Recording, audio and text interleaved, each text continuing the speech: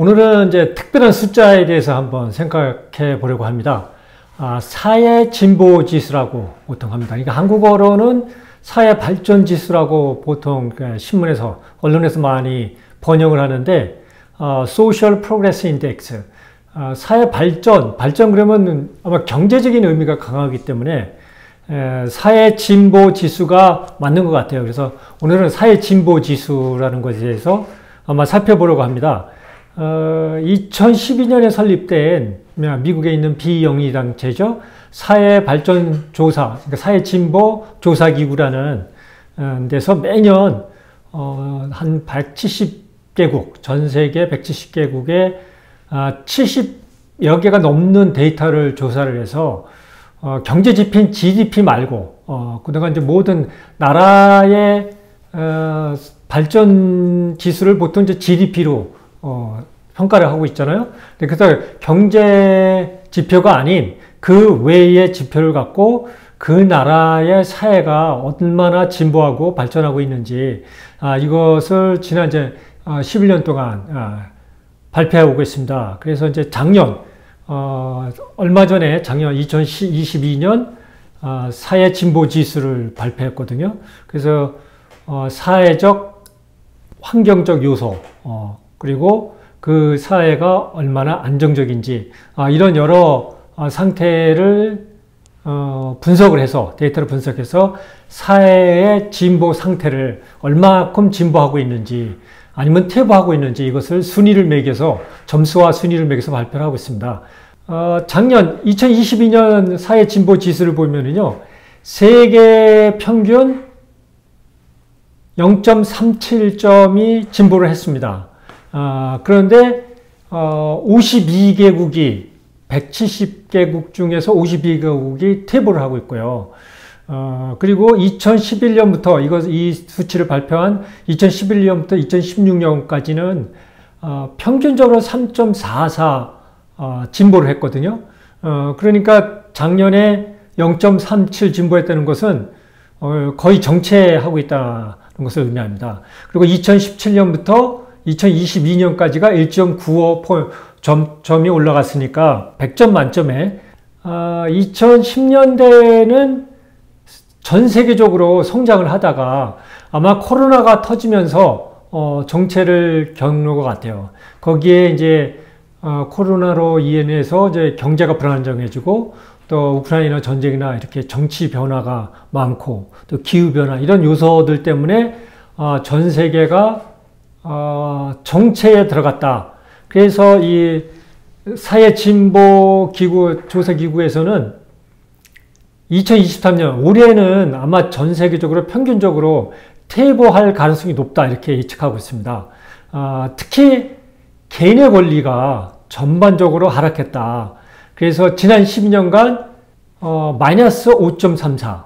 그 이전보다 개인의 권리가 거의 권리된 것이 많이 하락했다는 것이죠. 그래서 오늘은 이 데이터에 대한 뉴스들은 많이 나왔지만 이 데이터가 이 자료가 무엇을 의미하는지를 한번 우리 사회와 미국, 영국 사회를 들여다보면서 분석을 해보고요. 그래서 앞으로 우리 사회가 더 진보하기 위해서는 우리가 어떻게 해야 되는지 한번 생각해 보도록 하겠습니다. 개인의 권리가 전반적으로 하락했다 그랬잖아요.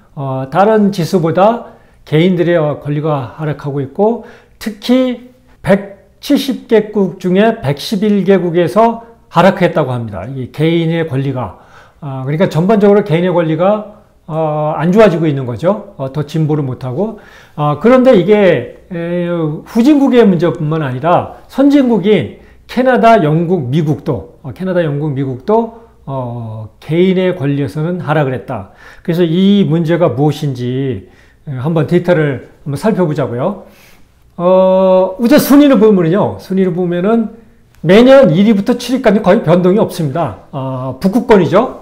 북유럽권, 노르웨이, 덴마크, 핀란드, 스위스, 아이슬란드, 그리고 스웨덴, 네덜란드가 매년 그 1위부터 7위 안에서 자기들끼리 엎치락뒤치락 하고 있고 거의 변동이 없습니다. 뭐 잘 사는 나라들이죠. 다. 그리고 사회주의 국가, 사회복지 국가들이고요. 유일하게 이제 강대국 중에는 이제 독일이 8위에 올라가 있고 일본이 9위에 올라가 있습니다. 일본이 이제 경제적으로는 지난 거의 30년을 정체하고 있지만 다른 면에서는 안정적인 것 같아요. 그래서 일본이 유지했고 캐나다가 상위권에 있다가 10위까지 떨어졌습니다. 그러니까 캐나다가 하락하는 분위기고요. 그리고 11위부터 16위까지는 오스트리아, 오스트레일리아, 아일랜드, 럭셈부르크, 뉴질랜드, 벨기에 다 우리가 이제 사회주의 국가, 사회복지 국가에 가까운 잘 사는 그리고 행복한 나라다 이렇게 생각하는 나라들이죠. 한국이 17위에 올라 있습니다. 한국은 이제 꾸준히 상승을 하고 있습니다. 그러니까 한국이 대단한 나라죠. 계속 뭐 어느 지표를 갖다 놔도 뭐 GDP든 뭐든 갖다 놔도 한국이 이제는 누가 뭐라 그래도 선진국인 건 맞는 것 같아요. 그리고 여기서 눈여겨볼 곳은 에스토니아입니다. 에스토니아가 경제적으로는 그렇게 뛰어난 나라는 아니지만 계속 상승해서 한국 다음인 18위를 기록하고 있습니다. 여기에 영국과 프랑스가 19위, 20위. 여기 사회진보조사기구는 이 20위까지를 1그룹이라고 티어 1, 1그룹이라고 합니다. 그리고 40위까지 2그룹 그랬는데 1그룹에 이렇게 해서 프랑스까지 들어가 있는데 눈여겨볼 것은 미국이 1그룹에 못 들어가고 2그룹에 25위에 되어 있다는 겁니다. 그래서 이 의미 한국이 상승하고 있고 에스토니아가 18위를 기록하고 있고 그리고 영국과 미국이 계속 하락을 하고 있다. 또 프랑스도 간신히 1그룹에 턱걸이를 하고 있고요. 아마 독일만 안정적으로 되어 있고 이게 무슨 의미냐 이거죠. 이것을 오늘 이제 이 의미를 살펴보는 겁니다. 이 도표를 한번 제가 정리를 해봤어요. 한국과 미국과 영국을 2011년 조사를 시작하면서 한국은 사실은 2011년에 85점 정도, 84점도 안 됐죠? 83.5점 정도 돼서 22위를 출발을 해서 꾸준히 점수가 증가하고 있죠. 그래서 작년에 80 중반대 올라가서 17위에까지 올라갔습니다. 올라가고 영국은 애초에 11위를 하고 있다가 2010년대 말부터 하락하기 시작해서 올해 19위 간신히 1그룹에 턱걸이 했고요. 미국은 또 한 13위 그룹 이렇게 있다가 15, 16 이렇게 있다가 계속 정체되고 그러면서 최근에 하락을 하면서 25위까지 하락됐죠. 영국과 미국이 강대국 중에서 하락한 이유는 저는 그렇게 봅니다. 극도로 대립, 보수와 진보가 대립하는 나라들이거든요.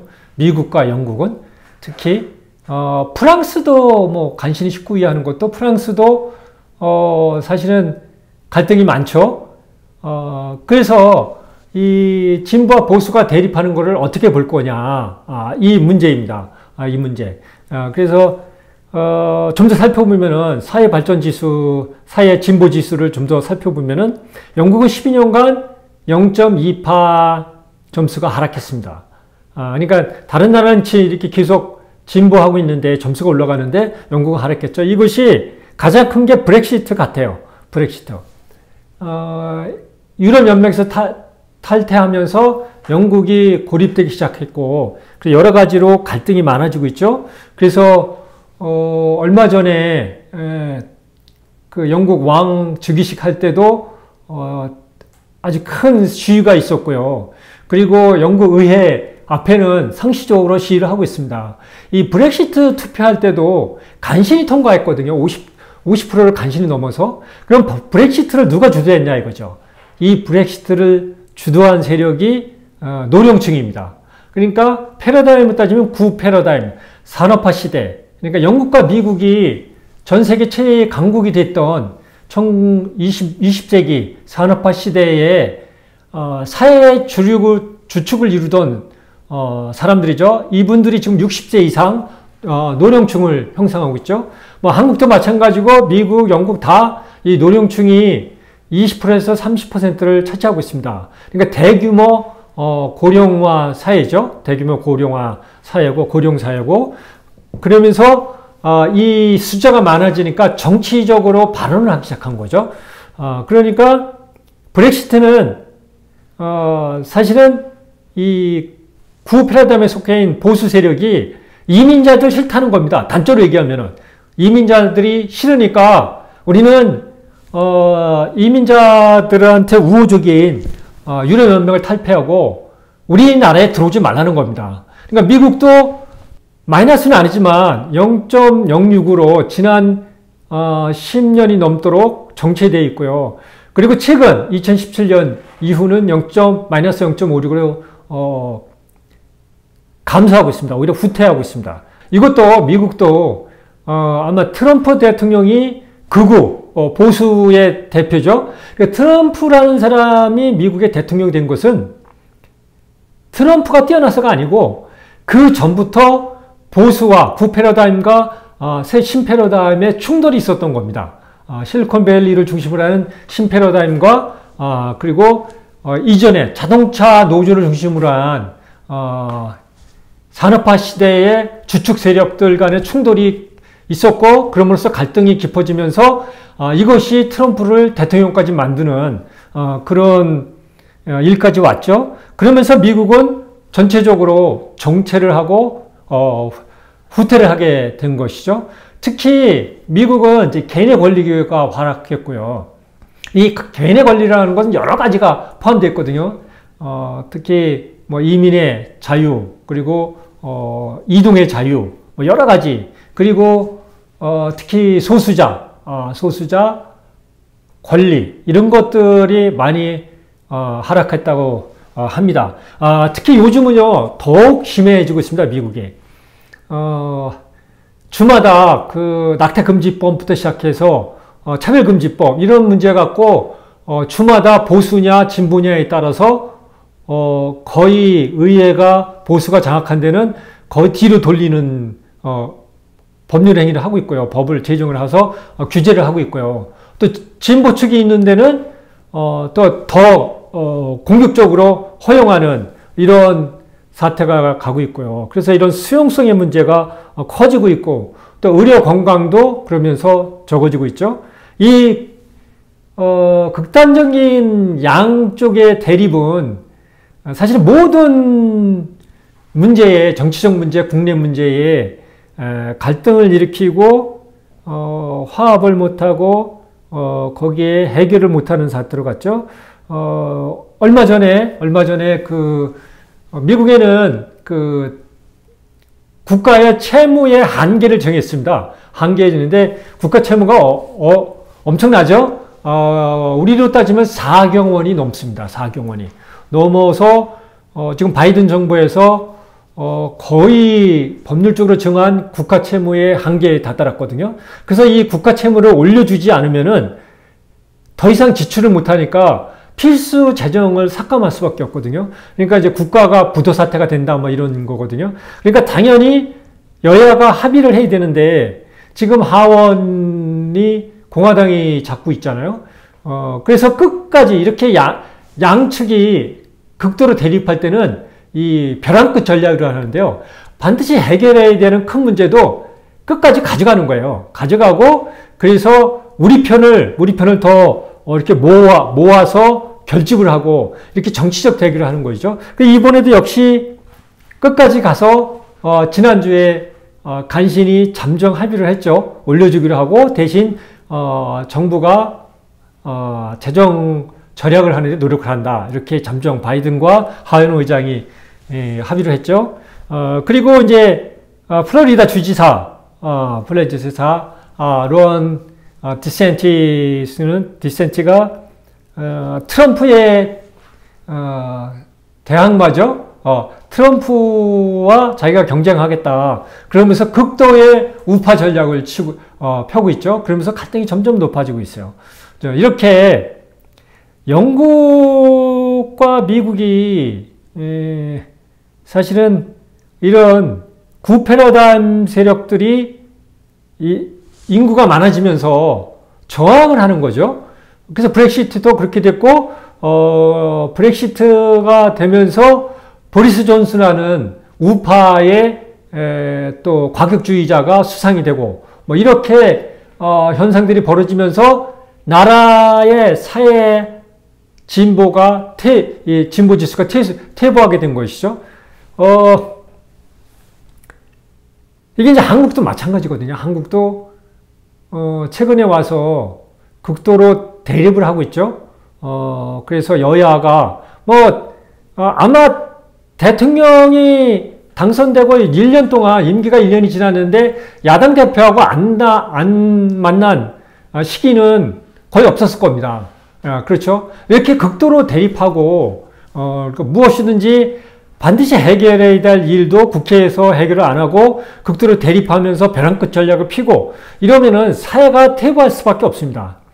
그런데 여기서 눈여겨볼 것은 우리 시니어 그룹, 고령자 그룹이 생각해야 될 것이 사실은 우리 생각이 옳은 것 같지만 우리는 구 패러다임에 속해 있거든요. 그런데 앞으로 미래는 우리 젊은 세대를 위한 것이잖아요. 그런데 우리 고령자들이, 우리 노령자들이 우리의 패러다임을 주장하게 되면은 이 사회는 퇴보할 수밖에 없습니다. 결국은 우리 후손들, 우리 자녀들의 세상을 막는 거거든요. 이것을 한번 이론적으로 살펴보자고요. 이론적으로 재작년에 돌아가신 하버드대 클레이튼 크리스텐슨 교수의 파괴적 혁신 도표를 보면은 원래 기술은 X곡선을 그리잖아요. 그런데 파괴적 혁신 기술, 보통 이제 디지털이나 인터넷을 기반으로 하는 기술들이죠. 기술들은 이 잠복기가 깁니다. 잠복기가 긴 대신 일단 임계점을 넘어가면 수직 상승을 한다는 것이죠. 그래서 처음에는 이 구패러다임의 기술이 훨씬 앞서가 있지만 어느 순간 이 임계점을 맞으면은 이 새로운 패러다임의 기술이 추월을 해버리면서 구패러다임의 기술은 더 이상 쫓아갈 수 없는, 그래서 쇠퇴할 수밖에 없는 이런 현상이라는 거죠. 그래서 이 신패러다임의 기술과 구패러다임이 만나는 그 지점에서 패러다임 충돌이 일어나는 겁니다. 지금이 사회가 미국이든 영국이든 한국이든 그렇게 이루어지고 있는 것 같아요. 구패러다임과 신패러다임이 충돌하는 것 같아요. 그런데 결국 구패러다임은 쇠퇴하게 돼 있거든요. 구패러다임이 쇠퇴하지 않으면 사회는 진보할 수가 없습니다. 그냥 사회는 그대로 가는 거죠. 그대로 간다는 것은 결국은 밀려나는 것이죠. 그래서 저는 정말 여러 번 얘기하는데 대규모 고령자 시대, 60세 이상이 25%가 넘고 곧 65세 이상이 20%가 넘는 이런 인류 역사상 한 번도 겪지 못한 대규모 고령 사회에서는 우리 고령자들이 정말 생각을 잘해야 된다. 그래서 나의 옛날 내가 살아오던 그거에 집착하지 말고 새로운 패러다임을 끊임없이 배우려고 그러고요. 죽을 때까지 뭔가 호기심을 갖고 이 새로운 패러다임이 무엇일까? 그러면서 내 구패러다임을 계속 바꿔주는 역할을 해야 우리 자녀들, 우리 후손들을 위해서 사회가 진보하는데 우리가 기여할 수 있지 않나 이렇게 생각합니다. 그래서 너무 우리 시니어들이, 우리 고령자들이 주장을 많이 안 했으면 좋겠어요. 자꾸 내 생각을 주장하게 되면은 결국은 그것이 구패러다임을 고집하게 되고 사회 진보를 막는 상태로 가거든요. 그래서 나이가 들수록 지금 전문가들 여러 명이 그런 얘기를 하지만 나이가 들수록 듣자. 우리 새로운 패러다임에 있는 사람들의 이야기를 듣자. 사실은 듣는다고 우리가 아무 역할을 안 하는 거 아니거든요. 우리는 풍부한 경험을 갖고 있고 지혜를 갖고 있기 때문에 들어주기만 해도 사회에 큰 역할을 한다고 봅니다. 그래서 오늘은 사회 진보 지수라는 독특한 자료를 갖고 우리 사회가 구패러다임과 신패러다임이 충돌하는데 우리 고령자들이 어떻게 역할을 해야 우리 사회가 진보해야 될지 이런 문제에 대해서 생각해 봤습니다.